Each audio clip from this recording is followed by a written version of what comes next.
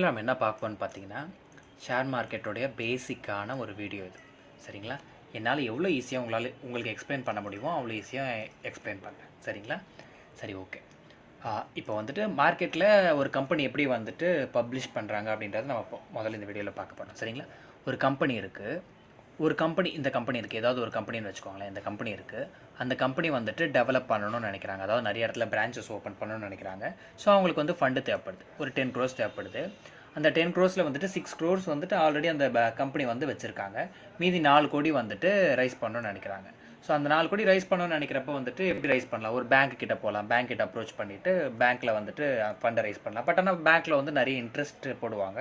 So அதனால் bank avoid பண்ணிவிட்டு இது மாதிரி வந்துட்டு பப்ளிக் கிட்ட வந்து அவங்க ஃபண்டு ரைஸ் பண்ணணும்னு நினைக்கிறாங்க. அந்த சுச்சுவேஷனில் நம்ம மார்க்கெட்டில் வருவாங்க. ஓகேங்களா?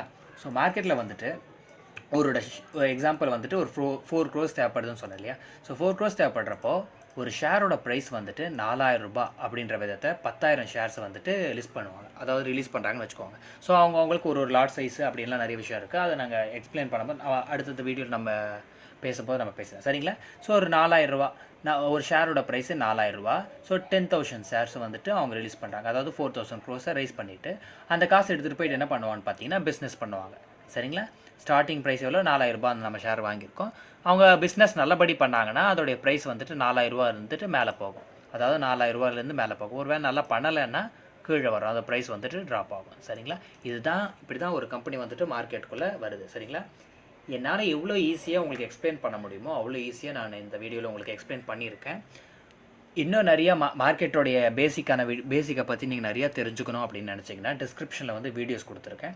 ஸோ அந்த வீடியோஸை பார்த்து நிறையா ஃபஸ்ட்டு வந்துட்டு மார்க்கெட்டோட இன்ட்ரொடக்ஷன் பேசிக்ஸ் நிறைய விஷயத்தை லேர்ன் பண்ணுங்கள். நம்ம இந்த வீடியோவில் அதாவது நம்ம இந்த சேனலில் வந்துட்டு ஃபுல்லாக டெக்னிக்கல் அனாலிசிஸ் தான் பார்க்க போகிறோம். சரிங்களா? இது ரொம்ப பேசிக்கான வீடியோ.